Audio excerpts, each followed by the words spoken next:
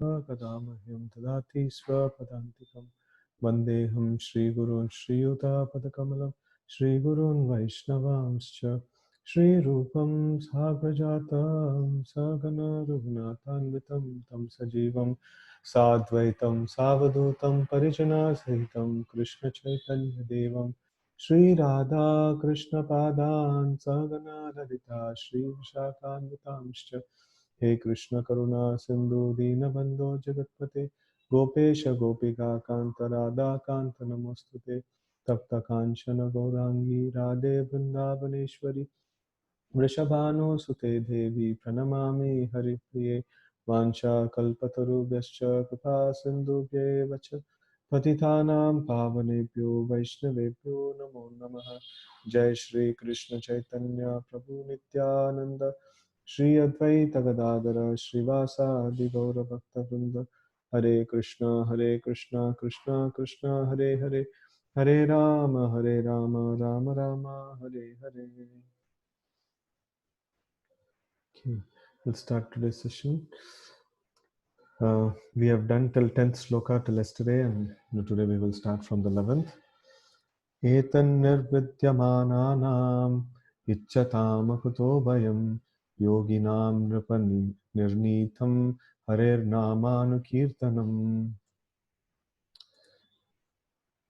O King, constant chanting of the holy name of the Lord after the ways of the great authorities is the doubtless and fearless way of success for all, including those who are free from all material desires, those who are desirous of all material enjoyment, and also those who are self-satisfied by the dint of transcendental knowledge. So, this is a very, very nice shloka. So, let's read that again. Ethan nirvidyamananam ichchatam akuto bhayam. So, whoever has desire for freedom from fear, no, yoginam vipa nirnitam Harer Nama Anukirtanam. So Harer Nama Anukirtanam means always singing or chanting the names of the Lord. So Harer Nama Anukirtanam. So we'll read the translation also again. O King, constant chanting of the holy name of the Lord after the ways of great authorities is the doubtless and fearless way of success for all, including those who are free from all material desires, those who are desirous of all material enjoyment, and also those who are self-satisfied by dint of transcendental knowledge. So whatever may be the condition, if somebody is chanting the names of the Lord all the time, so he can actually remain fearless. In fact, it is mentioned, Bhayam Dvitiyad Abhiniveshatasya. So that means when we start perceiving something else apart from the Lord, so that is when we start getting fear. So when we are able to see the hand of the Lord in all spheres of life, then we will not have fear, right? So here, this particular sloka, in that regard, it's very powerful. Purport. In the previous verse, the great necessity for attaining attachment to Mukunda has been accredited. There are different types of persons who desire to attain success in different varieties of pursuits. Generally, the persons are materialists who desire to enjoy the fullest extent of material gratification. Next to them are the transcendentalists who have attained perfect knowledge about the natural nature of material enjoyment and thus are aloof from such illusory ways of life. More or less, they are satisfied in themselves by self-realization. Above them are the devotees of the Lord who neither aspire to enjoy the material world nor desire to get out of it. They are after the satisfaction of Lord Sri Krishna. In other words, the devotees of the Lord do not want anything on their personal account. So there's a very nice comparison that is given, from the previous slokas onwards, like Prabhupada is giving this, right? So there are different types of persons who desire to attain success in different varieties of pursuits. So generally, the materialists, they want to enjoy this world to fullest extent.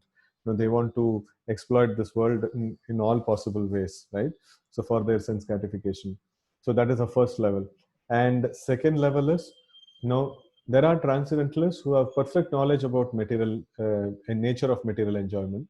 So what is the nature of material enjoyment? We discussed in the past sessions few examples, like camel eating the cactus. So when camel eats the cactus, it is the cactus is cutting its own tongue and then the blood of its own body is actually, he's tasting that his own blood, and then he thinks that it is very tasty. So no, that is the way of material enjoyment. And also we had discussed, one more example, material enjoyment like a sandwich. There is a big bun of suffering before we attain it, and then there is a little bit of happiness in the middle, and then again a big bun of suffering, that comes in. So that's the nature of material enjoyment. So some transcendentalists, they understand this, and then they just want to get out of this material enjoyment. They just want to keep away from this material enjoyment, right? So that is the second level of people. And no, they are satisfied by self-realization. They just want to like be on meditation and things like that. So above them are the devotees of the Lord. So what is special about them? So one person is enjoying the material world fully. Another person is like understanding, oh, this material world is full of misery, and then he wants to keep away from it. And in the third person, he is that is the devotee. No, he is like greater than them. So what is more special about him? So it's mentioned, they neither aspire to enjoy material world nor to get out of it. So means like it is not that they're averse to it also. So they are after the satisfaction of the Lord, right? So that is what they are looking up to. So if I'm attached to something, or if I'm averse to something, in both of these cases I must be thinking about that particular object, right? So here we see that attachment and aversion are two sides of the same coin. So a devotee doesn't have any of these emotions towards the material objects, right? So where generally we give the example of if small children are playing with some toys, definitely we don't have the interest in having those toys, and at the same time we don't get irritated also if the toys are there in our sight. So in both, like it is not we don't have attachment to it, and we don't have aversion to it. So that's the nature of a devotee towards the material world. He is not very much attached to it, and he is not he's not averse to it also. Okay, if it is there, it's there, and then if it can be used in the service of the Lord, it's good, we can use it. So in that way we can see that the devotees of the Lord, so they don't have a specific this one towards the material nature, but then they are more towards the satisfaction of the Supreme Lord. So if some material things can be used in the satisfaction of Supreme Lord, they are very, very welcome. And if it is not needed, they just don't, they don't want to disturb that thing, right? So that is the nature of the devotees in the material world. And in other words, the devotees of the Lord do not want anything on their personal account. So they don't have any personal choice. If Lord wants it, they're okay with it. If the Lord desires, the devotee can accept all sort of material facilities.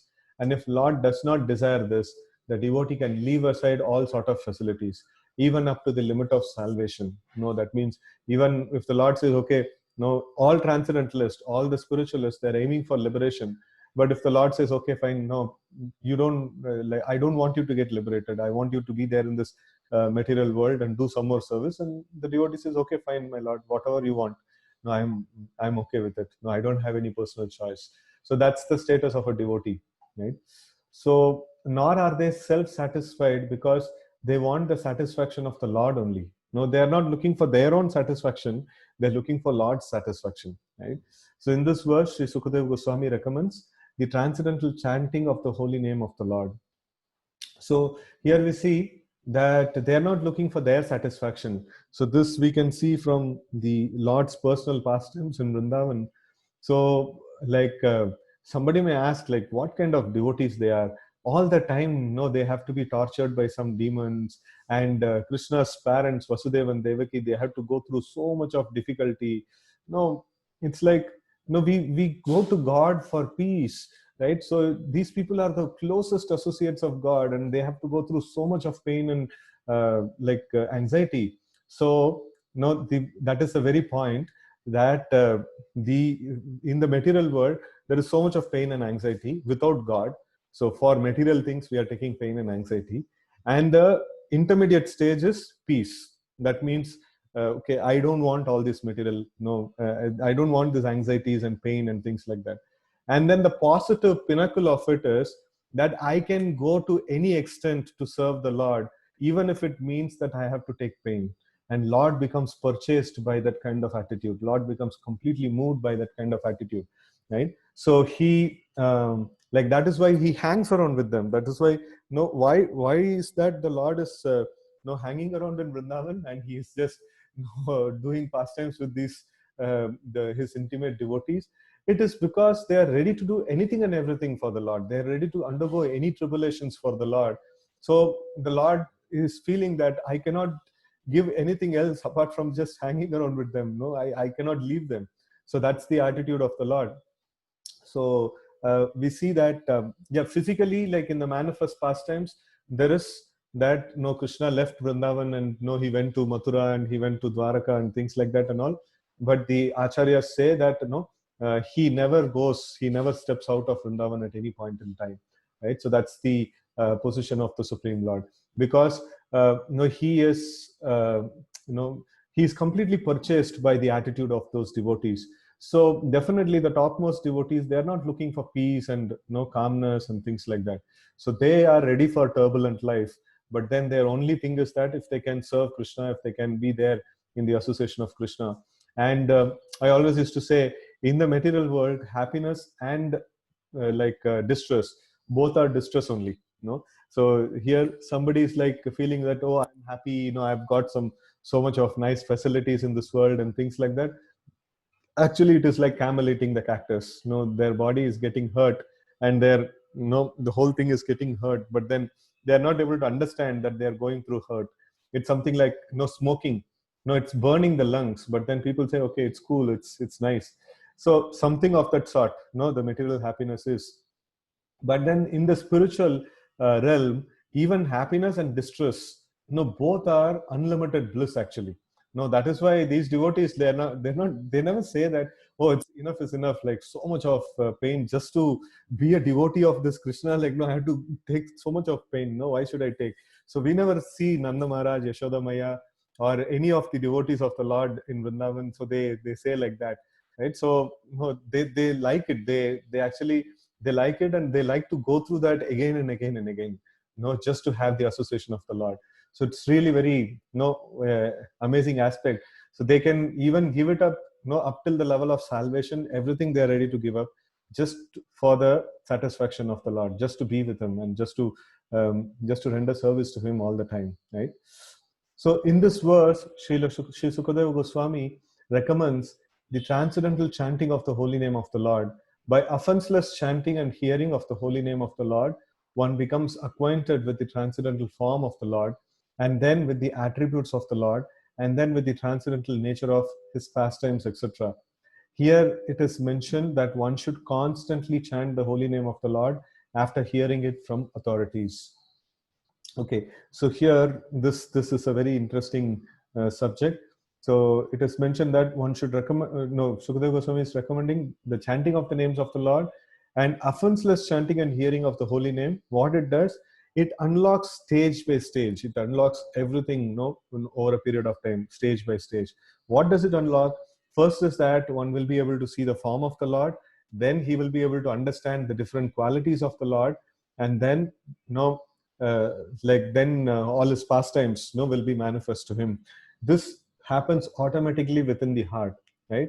So the chanting of the names of the Lord unlocks all these levels, all these different levels automatically. Nama, Rupa, Guna, and Leela. All these things, Simon, one after another, it actually unlocks, right? So here it is mentioned that one should constantly chant the holy name of the Lord after hearing it from authorities. This means that hearing from the authorities is the first essential. Hearing of the holy name gradually promotes one to the stage of hearing about his form, his attributes, his pastimes, and so on. And thus the necessity of chanting of his glories develops successively. This process is recommended not only for the successful execution of devotional service, but also even for those who are materially attached. According to Sri Sukadeva Goswami, this way of attaining success is an established fact concluded not only by him, but also by all previous acharyas. Therefore, there is no need of further evidence. The process is recommended not only for the progressive student in the different departments of ideological success, but also for those who are already successful in their achievements as fruity workers or philosophers or a devotee of the Lord. So any phase of life, anybody, like, they can just simply take on to this process of, sincerely chanting without offenses. And this is going to be a really wonderful, this one. So soon we are planning for this Harinam Chintamani seminar, so where the 10 offenses to the holy name is detailedly discussed.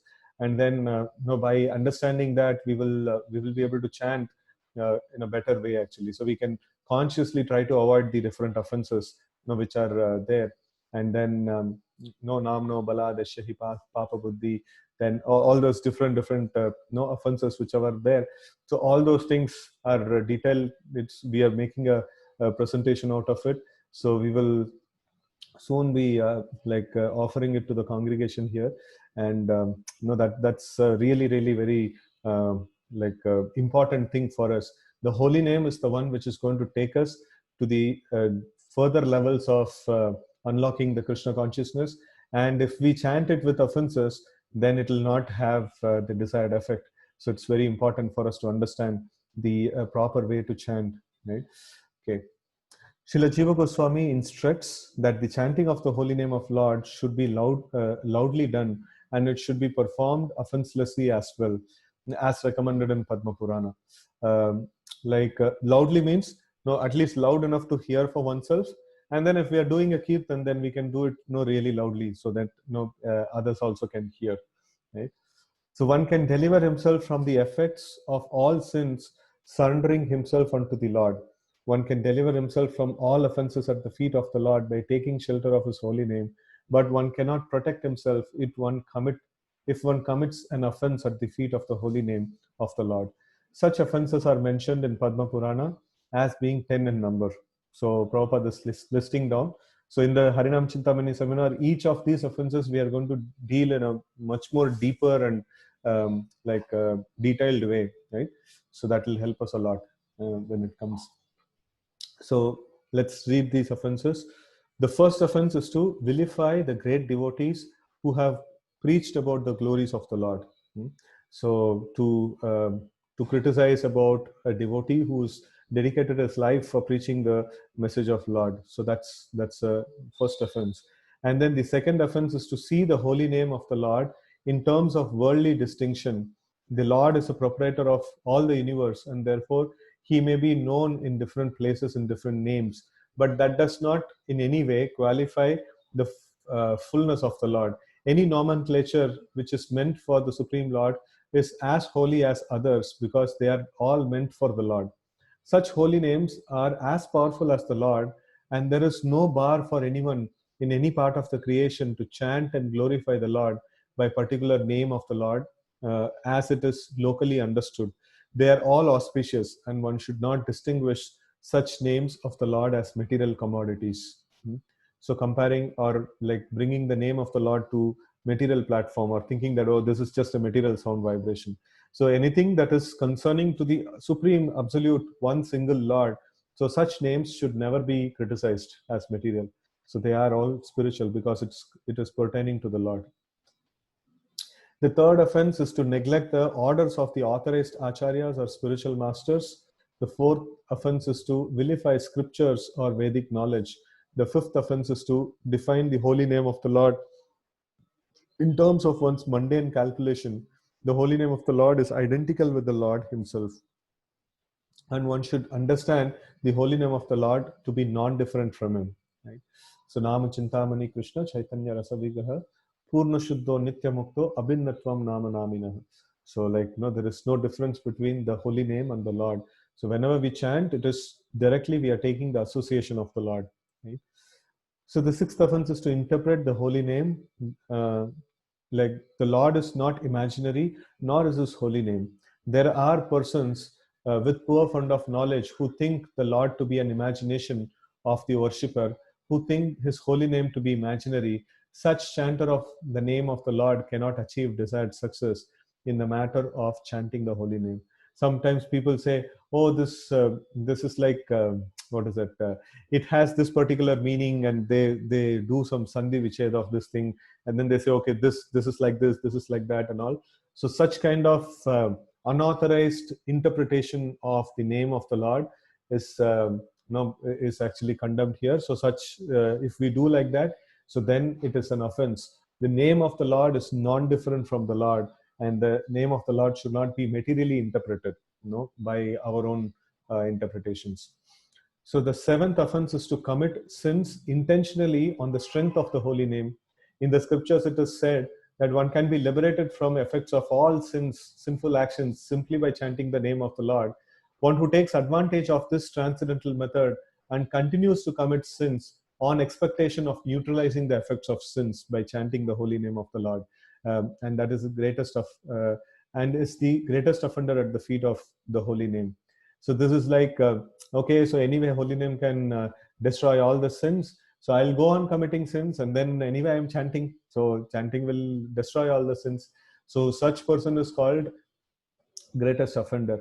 Unknowingly, if we do sins, that is the different case. But then I am planning, saying, okay, I'll commit so much of sins and I'll chant extra rounds so much. If the both what is that, get nullified. So that is an offense against the holy name. So we are just using the holy name as a tool to wash off our sins. No, washing of the sins is a side effect. The primary effect is we are developing affection towards the Lord. That's the primary effect. So if we use the holy name for a side effect, so then it is kind of an offense, for towards the holy name. So such an offender cannot purify himself by any recommended method of purification. In other words, one may be a sinful man before chanting the holy name of the Lord, but after taking shelter in the holy name of the Lord and becoming immune, one should strictly restrain oneself from committing sinful acts with the hope that this method of chanting the holy name will give him protection. Right? Okay. So the eighth offense is to consider the holy name of the Lord and his chanting method to be equal to some material auspicious activity. There are various kinds of good works for material benefits, but the holy name and his chanting are not mere auspicious holy services. Undoubtedly, the holy name is holy service, but he should never be utilized. No, he here means the holy name. He should never be utilized for such purposes. Such holy name, since the holy name and the Lord are one and the same identity, one should not try to bring the holy name into the service of mankind or no material level of services, right? So the idea is that the Supreme Lord is the supreme enjoyer. He is no one's servant or order supplier. Similarly, since the holy name of the Lord is identical with the Lord, one should try to utilize the holy name. One should not try to utilize the holy name for one's personal service. So that means we should approach the holy name in the mood of service, that I should render service to the holy name and not the holy name should render service to me. That means the holy name can destroy my sins. The holy name can give me good future. The holy name can give me good fame and name and things like that. So this is all like expecting the holy name or expecting the Lord to be order supplier. I want this, my Lord, in my life, so please supply it to me, right? So that's the order supplier kind of attitude. So that we should not have. The holy name is is the Lord himself, and he is the Bhokta. Lord is the Bhokta. Lord is the supreme enjoyer, and everything nice should be offered to him, for his service. So in the same way, when we try to chant, we should chant with an attitude that I am like, it's Lord wants this names to be chanted, his names to be chanted, and then I'm chanting it as a service to him. I am just invoking the name of the Lord, just as a service to him, and I don't want anything in return, and rather I only want to offer myself unto the names of the Lord, right? So that's the mood with which we should approach the names of the Lord. The ninth offense is to instruct those who are not interested in chanting the holy name of the Lord about the transcendental nature of the holy name. If such instruction is imparted to an unwilling audience, the act is considered to be an offense at the feet of the holy name. So that means, how are we preaching this message to people in general? So we are taking risk. We are taking risk in terms of preaching the message of this holy name to every single person. That is why the Bhagavatam sessions, we keep it as a personal choice for anybody who wants to join. So we don't want this to be like promoted and advertised and things like that. So this is more of one's own personal development, and whoever is willing for personal development, they are welcome. but then if they are not willing to, so we also don't force them to do that. So it is very important that interested people should be spoken about the glories of the holy name. So somebody, we may just ask, okay, if you wish you can chant. So but somebody says, no, like I don't believe in all these things and things like that and all. So we can logically try to explain to them the background. And if they are very, very adamant, so then we should not force them, saying that, okay, no, we can just give them some prasadam or something, and they may get some sukruti some point in time. But then we should not force them to like hear about the glories of the holy name. Just like, the name of the Lord is non-different from the Lord, and the name of the Lord actually dances in the tongue of a chanter. No, that means the Lord personally dances in the tongue of a person who's chanting the names of the Lord. So these are all very esoteric things, and these should not be spoken to people who don't have faith in those things, right? So then if such things are spoken to people who are not having faith in those things, then it's considered to be an offense, and an offensive name will not help us progress in our spiritual life. No, we will not be able to progress to the further stages of devotional advancement. And the 10th offense is to become uninterested in the holy name of the Lord, even after hearing the transcendental nature of the holy name. The effect of chanting the holy name of the Lord is perceived by the chanter as liberation from conception of false egoism. False egoism is exhibited by thinking oneself to be the enjoyer of the world, and thinking everything in the world to be meant for the enjoyment of oneself only. The whole materialistic world is moving under such false egoism of I and mine. But the factual effect of chanting the holy name is to become free from such misconceptions. So, like we are taking the property of Lord, all the energy of the Lord, and then we are trying to say, okay, no, this is mine, and this is no this body that is there. It is I myself, and everything that is connected to this body is mine. So, like that is what we are trying to do, and we see that this is a childish behavior. So when something is brought by the parents and given to the children, and then so the children, they take it and then they say, oh, this is mine. No, this is mine. Like, no, who brought this thing to the child? It is the parents. And then the moment it comes to the hand of the child, so immediately the child says, oh, this is mine, this is mine, like that. So that is how we are attached to the material things of this world. We should always think that no, the property that I have, the relatives that I have, everything that I have is all property of Lord. They are all God's children. I should see them as God's children. I should actually respect them, and I should serve them as God's children, and not as my property, right? So that's a very important thing. So there is something is mentioned here. So can we revise the ninth offense in short? Okay. Ninth offense is what? It is to instruct those who are not interested in chanting the holy name of the Lord about transcendental nature of the holy name. So we should not tell about the esoteric things about the holy names of the Lord, just like the name is non-different from the Lord and things like that and all. So we can just all nine. Uh, okay, in short. Uh, okay, so yeah, it is good for us also. Mm, like I'll just quickly run through. The first offense is to blaspheme the devotees of the Lord who have dedicated their lives for preaching the message of the Lord. And second offense is to see the holy name as a worldly thing, or a material thing. No, it is not a material sound vibration. It is completely spiritual, right? And then mm, okay, so that is the second offense. And third offense is to neglect the orders of the spiritual master or the acharyas. And then fourth offense is to like criticize the statements of the scriptures, vilify the scriptures or Vedic knowledge. And fifth offense is to define the holy name of the Lord in terms of mundane calculation. So, like giving some mundane meanings to the holy name, like I'm not getting the reference immediately. So there are people like who do like this, who give very, very mundane this ones. This means that, that means this, some material meanings they derive out of the names of the Lord. So that should not be done. And then sixth offense is to interpret the holy name and So there are some interpretations, that can be given to the holy name. So it's more similar to the fifth offense. The sixth offense is also, and then the seventh offense is to commit sins intentionally on the strength of the holy name. That means I will plan to do this sinful action, and then I will plan to chant some extra rounds, and in that way I can get rid of those sins. And then the eighth offense is to consider the holy name of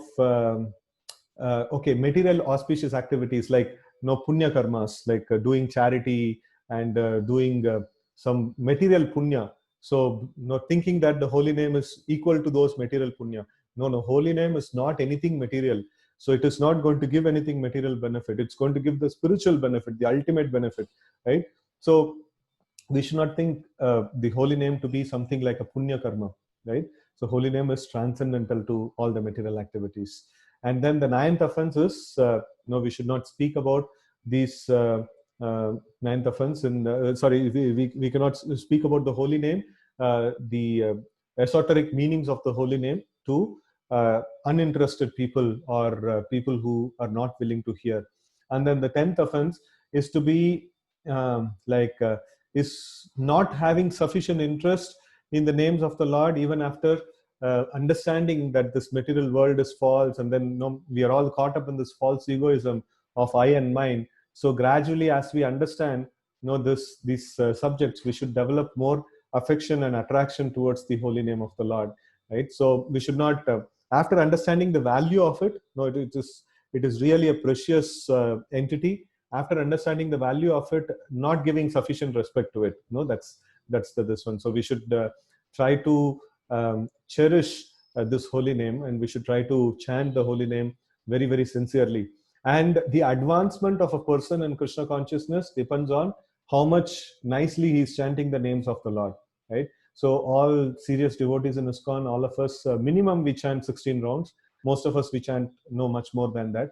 So it is very, very important that we chant the names of the Lord with utmost sincerity and with attention, and try to chant the names of the Lord very, very sincerely. And by doing that, really we will make so much of advancement in spiritual life. That's the key of spiritual advancement. Really, really very important aspect, right? And then if we can avoid all these offenses and chant, we will be like zooming like a rocket into the spiritual realizations. So next sloka. Kim pramattasya bahuvi prokshair hayanair iha varam muhurtam viditam gatate shreyase yataha. What is the value of a prolonged life which is wasted inexperienced by the years in this world? Better a moment of full consciousness, because that gives one a start in searching after his supreme interest. So Sukadeva Goswami is telling that Parikshit Maharaj is having only 7 days more to go. So he's telling 7 days is long enough. It's not necessary that we need to have a huge time. So if we do this process sincerely, even one moment of full consciousness is really, really powerful enough to take us back to the spiritual world. It doesn't need a prolonged period of life where we are just wasting it without any proper consciousness, right? So let's read the purport. Srila Sukadeva Goswami instructed Maharaj Parikshit about the importance of the chanting of holy name of the Lord by every progressive gentleman in order to encourage the king who had only 7 remaining days of life. Srila Sukadeva Goswami asserted that there is no use in living hundreds of years without any knowledge of the problems of life. Better to live for a moment with full consciousness of the supreme interest to be fulfilled. The supreme interest of life is eternal, with full of knowledge and bliss, Sat, Chit and Ananda. And those who are bewildered by the external features of the material world are engaged in the animal propensities of eat, drink and be merry type of life, are simply wasting their lives by the unseen passing away of valuable years, right? So this animalistic life means what? Ahara, Nidra, Bhaya, Maitunam cha, Samanya Metat, Pashubir Naranam, Dharmo hitesham adhiko vishesho, Dharmena hina pashubir saman. Dharmena hina pashubir samana. So that means Ahara, Nidra, No, this is all easy words to understand. Ahara means to food, Nidra means to sleep. Ahara, Nidra, Bhaya is defense, and Maithuna is the sexual engagement. So these four are Samanya Metat Pashubir Naranam. So these four are common amongst the animals and human beings. And what is so special about human beings then? So Dharmo Hidesham Adhika Vishesho. So Dharma, the presence of Dharma or following of these principles which are given in the scriptures is the speciality of human life. And Dharmena Hina, so if we minus the Dharma from human beings, then what remains is just the animal part of us, right? So these four propensities are both commonly found both in the humans and animals, but then in humans there is another component that is there, that is dharma, that is the interest in following the scriptures and interest in getting a solution for permanent solution for the life, that is to develop attraction to the Supreme Lord and to get back to the spiritual world, right? So okay, we will read the further thing. We should know in perfect consciousness that human life is bestowed upon the conditioned soul to achieve spiritual success. And the easiest possible procedure to attain this end is to chant the holy name of the Lord. So very emphatically mentioned this thing is. In the previous verse, we have discussed this point to a certain extent, and we may further be enlightened on the different types of offenses committed unto the feet of the holy name. Srila Jiva Goswami Prabhu has quoted many passages from the authentic scriptures and has ably supported the statements in the matter of offense at the feet of the holy name. From the Vishnu Yamala Tantra, Srila Jiva Goswami has proven that one can be liberated from the effects of all sins simply by chanting the holy name of the Lord. Quoting from Markandeya Purana, Sri Goswami Ji says that one should neither blaspheme the devotee of the Lord nor indulge in hearing others who are engaged in belittling a devotee of the Lord. So this is like, again, in a different way, like it is the same thing is going on. Like as Srila Prabhupada is mentioning, we will go into the depth of it, little more depth of the offenses, right? So, okay, so we should neither blaspheme a devotee of the Lord, or we should not even hear a devotee being blasphemed. No, both of the things are considered to be an offense to the devotee. A devotee should try to restrict the vilifier by cutting out his tongue, or being unable to do so, one should commit suicide rather than hearing the blasphemy of a devotee of the Lord. No, it's like really very strong statements. So the third option is also there, just to go away from that place. No, that's not mentioned here, but then these three things are there. In other places, Prabhupada mentions that. The conclusion is that one should neither hear nor allow vilification of devotee. That means allow the blasphemy of devotee of the Lord. So he should not hear, and he should not allow anybody to blaspheme the Lord or his devotee. Right? As far as distinguishing the Lord's holy name from the names of the demigods, the revealed scripture disclosed that all extraordinarily powerful beings are but part and parcels of the supreme energetic Lord Krishna. Except for Lord himself, everyone is subordinate. No one is independent of the Lord. Since no one is more powerful than or equal to the energy of the Supreme Lord, no one's name can be as powerful as that of the Lord. By chanting the Lord's holy name, one can derive all stipulated energy synchronized from all sources. Therefore, one should not equalize the supreme holy name of the Lord with any other name. Brahma, Shiva, or any other powerful god can never be equal to the Supreme Lord Vishnu. So this is even comparing, Brahma's name, Lord Shiva's name with Lord Vishnu's name. Even that is also considered to be an offense, because Lord Vishnu is the fountainhead of everything, and from him comes all other entities. And to bring to compare with Lord Vishnu with any other personality itself is considered to be an offense. And that's why the Lord Vishnu is called as Asama Urdhva. So Asama Urdhva means like there is no one equal to him, and there is no one like superior to him, right? So that's the this one, Asama Urdhva, like there is no Sama and there is no Urdhva, there is nobody greater than him. So that's one of the names of Lord Vishnu, right? So the powerful holy name of the Lord can certainly deliver one from sinful effects, but one who desires to utilize this transcendental potency of the holy name of the Lord in one's sinister activities is most degraded person in this world. No, such persons are never excused by the Lord or any agent of the Lord.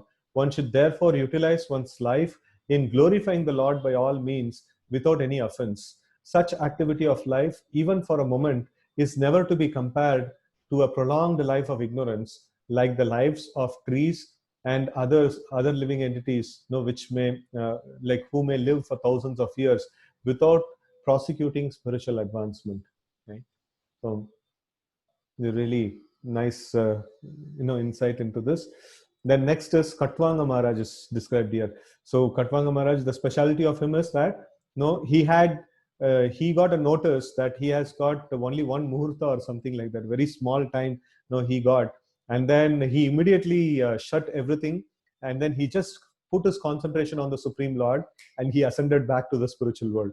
Right? So that's how powerful is the process of Bhakti Yoga. Within one moment, a person can attain perfection. So this Sukadeva Goswami is telling to encourage Parikshit Maharaj, you have 7 days, that's good enough. Katwanga Maharaj had only one murta, he didn't have much, in his disposal. So Katwango Nama Rajarishir Nyatve Yattam Ihayusah Muhurthat Sarvamutsrujya Gatavan Abhayam Harim. The saintly king Katwanga, after being informed that the duration of his life would be only for a moment more, at once freed himself from all material activities and took shelter of the supreme safety, the personality of Godhead. So here we see muhurta, like one muhurta is like, I don't know how much time it is, 42 minutes or 43, 46 minutes. I'm not able to remember it exactly. So somebody knows, they can put it in the chat box. So one muhurta. So only that much of time was left for him, right? So, and he got to know that, and then immediately, he focused himself on executing the topmost duty, that is remembering the Lord. He immediately took shelter of the Lord. Purport. A fully responsible man should always be conscious of the prime duty of the present human form of life. The activities to meet the immediate necessities of material life are not everything. One should always be alert in his duty for attainment of the best situation in the next life. Human life is meant for preparing oneself for that prime duty. Maharaj Katwanga is mentioned herein as a saintly king, Rajarishi, right? Because even within the responsibility of state management, he was not at all forgetful of the prime duty of life. So here sometimes people say, oh, we are no, if we practice devotion, then we will have to give up everything. No, here we are talking about Rajarishis. They were not just handling family, they were handling whole state, and they were managing, and they were kings and rulers. And okay, so this one muhurta is 48 minutes. So that's nice.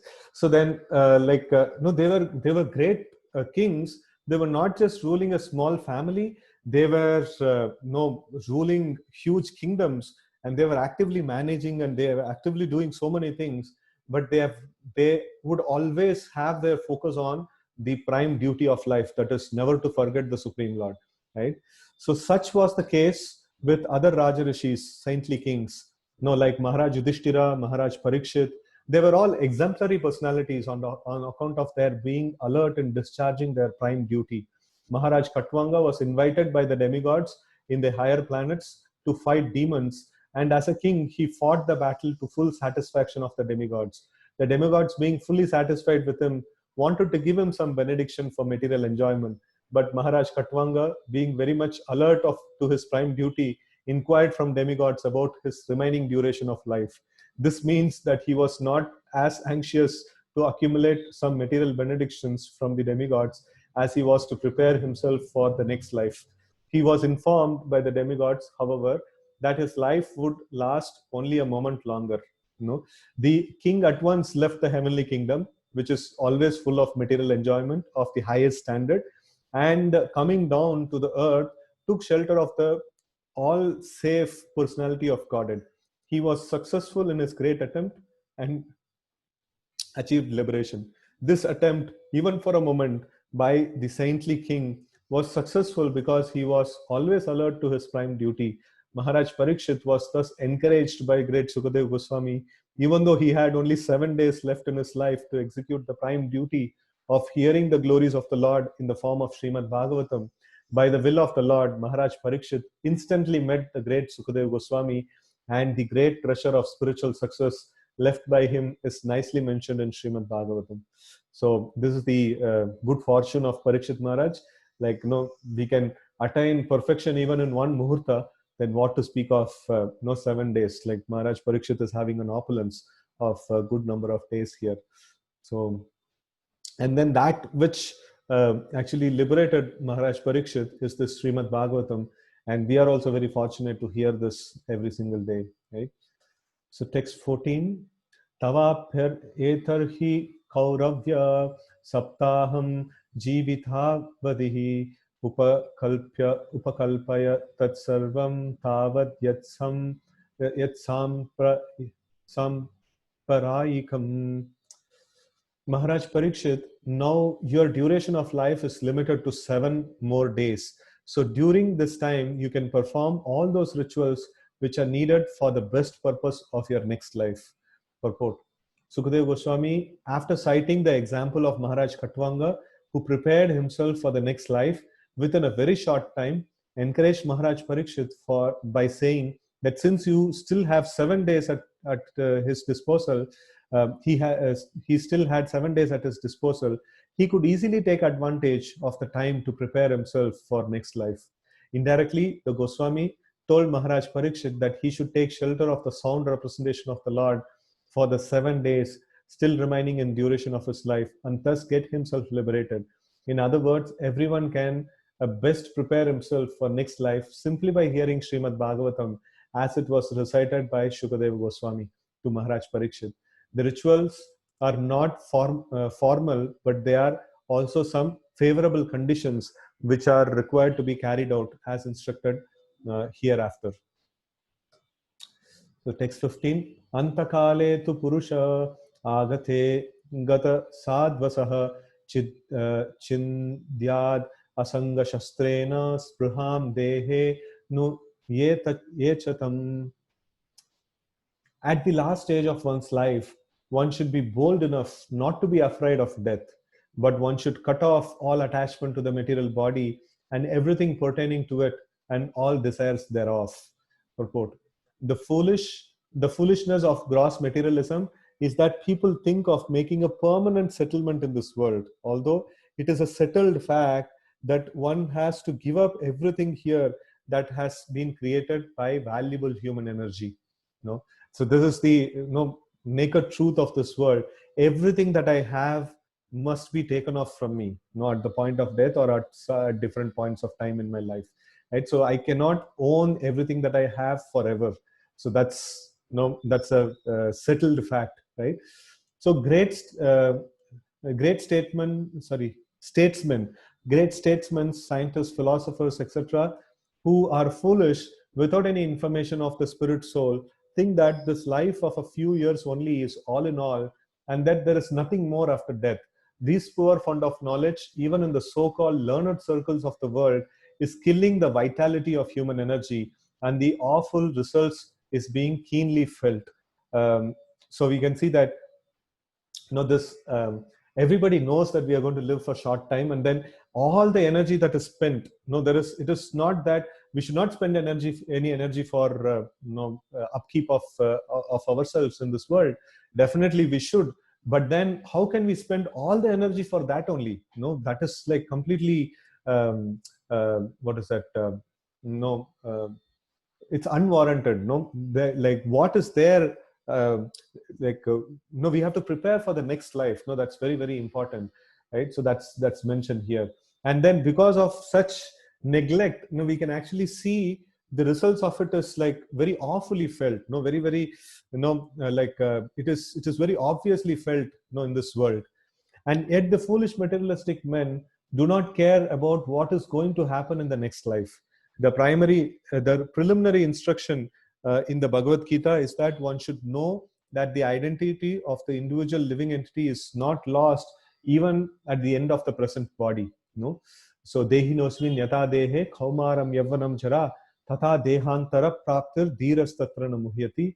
Just like the living entity passes from like one body to another, like in this life itself, like from childhood body to youth body to old age body, and finally at the time of death the soul passes on to another body. So that is a basic fundamental ABCD of Bhagavad Gita, mentioned in the second chapter of Bhagavad Gita itself. So if we have another life, then we should also think about, we should not think that I'm just going to do things for only this what is that, this short span of life. I have to prepare even for the next life, what is up there after this. Okay.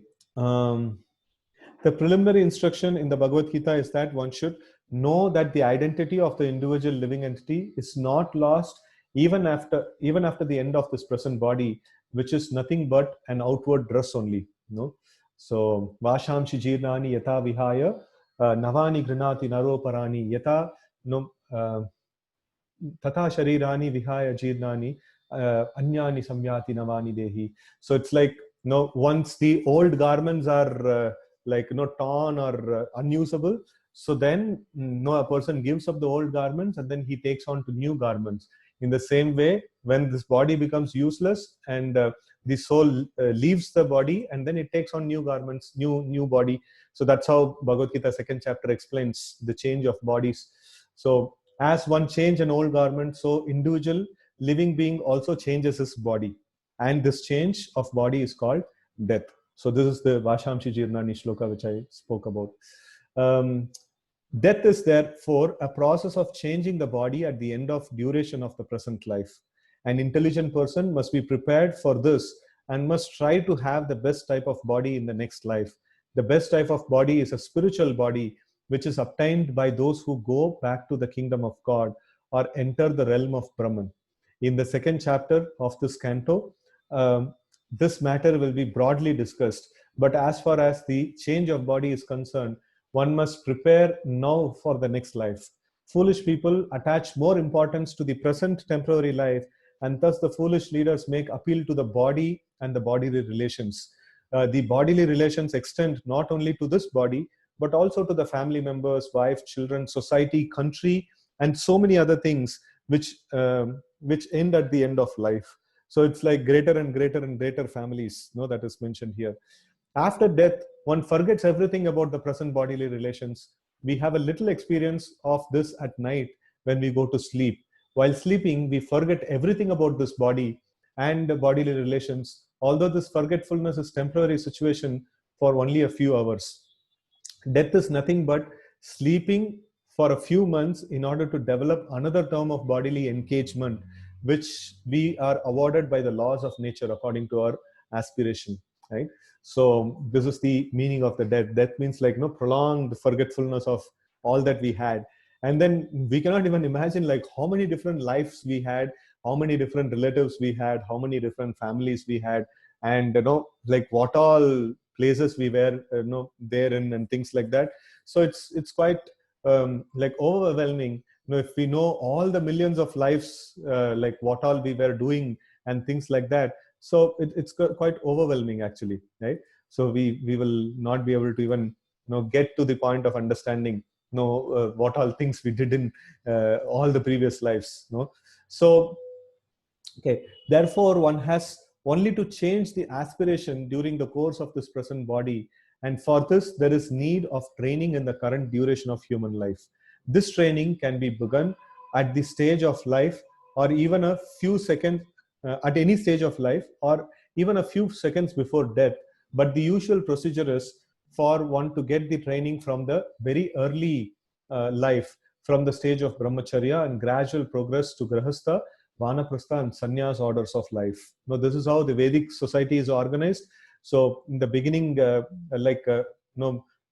children are sent to brahmachari ashram, gurukula, and especially the boys. So then they are trained over there, to live as brahmacharis, to live as celibates. Then after that, they are allowed to enter into grahastha ashram.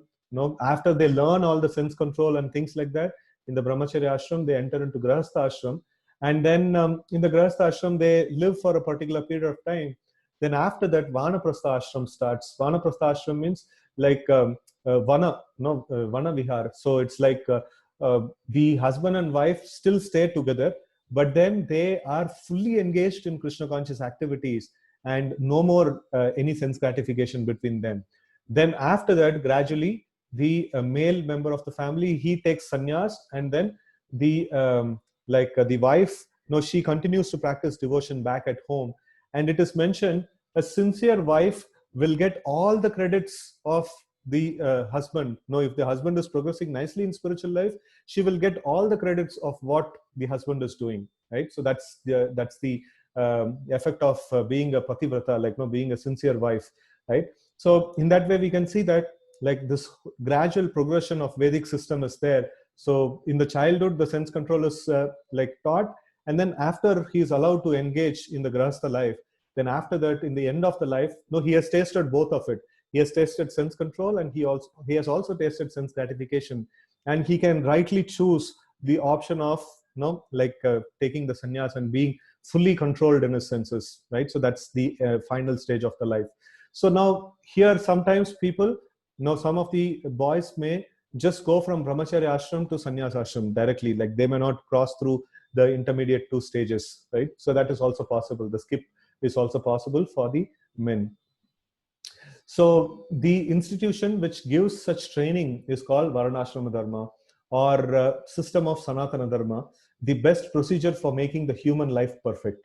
One is therefore required to give up the attachment of family or social or political life just at the age of 50 years. No, 50 years is marked because um, like in the Vedic times, people generally used to live for 100 years. Now, if we keep it 100 years, then 25 years for brahmacharya ashram, 25 years for grahastha ashram, and 25 for vanaprastha, and 25 for sannyas. You know, that's how it is divided. So 1/4 of the life. No, that means one should, if his life is 2/4 of the life is finished, then that means, no, that's it. Like, no, all is no, all that he is trying to enjoy in this world, no, he should put a full stop to it, and rest 50% of the life he should fully dedicate for exploring the spiritual advancement, right? So that's what is mentioned here. So if not earlier, it's mentioned that, okay, so at least at the age of 50 he should give it up, if not earlier. And the training in the vanaprastha and sannyas ashramas is given for preparation of the next life. Foolish materialists in the garb of leaders of the people in general stick to family affairs without attempting to cut off relations with them, and thus they become victim of nature's law and get gross bodies again according to their work. Such foolish leaders may have some respect from people at the end of life, but that does not mean that such leaders will be immune to the natural laws under which everyone is tightly bound by the hands and feet. The best thing is therefore that everyone voluntarily give up family relations by transferring the attachment from family, society, country, and everything thereof to devotional service of the Lord. So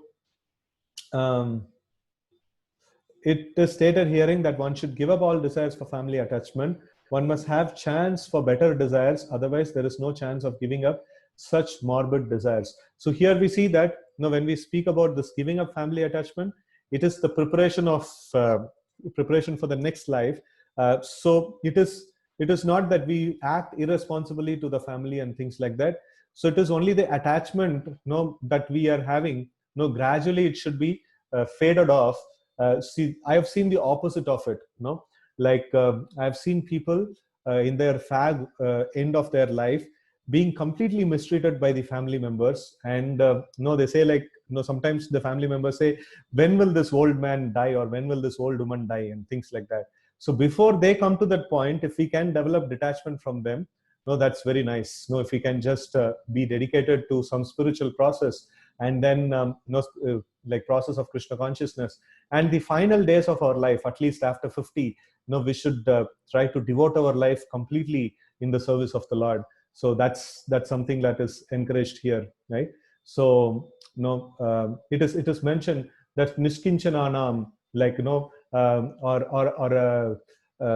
Lord is very much attached to a person who's not attached to anything else, except for him, right? So one should try to develop that kind of this one. So otherwise, we will get another family in the next life, and we will get yet another family in the next life, and we will keep having, we have to keep having attachment for all these different people again and again and again. So that's the way of life it will be. Okay, desire is the concomitant factor of the living entity. The living entity is eternal, and therefore its desires, which are natural for living being, are also eternal. One cannot therefore stop desiring, but the subject matter. Okay, so we will just finish this and end. No, it's already 3. So anybody has any questions, they can put it in the WhatsApp, and we will finish this and we will end the session. The living entity is eternal, and therefore its desires, which are natural for a living being, are also eternal. One cannot therefore stop desiring. No, but the subject matter of desire can be changed. So some people say, okay, you have to finish off all the desires. No, some spiritualists say, no, here Bhagavatam says, no, that's not possible. No, finishing of all desires means you're only finished. No, that's not possible. So we will be continuing to exist, now, as mentioned in the 2nd chapter of Bhagavad Gita, and one of the sign of existence is that we desire. So rather than desiring materially, we should transfer the desires for spiritual process. So one must develop the desire for returning home back to Godhead, and automatically the desire for material gain, material honor, material popularity will diminish in proportion to the development of devotional service. So we don't need to develop detachment separately. As much as devotional progress we are making, that much detachment automatically comes. A living being is meant for service activities, and his desires are centered around such service attitude, beginning from the top executive head of state down to the insignificant pauper in the street. All are rendering some sort of service to others. The perfection of such a service attitude is only attained simply by transferring the desire of service from matter to spirit, or from Saturn to God, right? So from evil to God. So we have to change our propensity to serve the Supreme Lord. Okay, so thank you very much for your attention. So we will stop here, and then we will meet again tomorrow at the same time. Hare Krishna. Grantaraj Srimad Bhagavatam ki jai. Srila Prabhupada ki jai.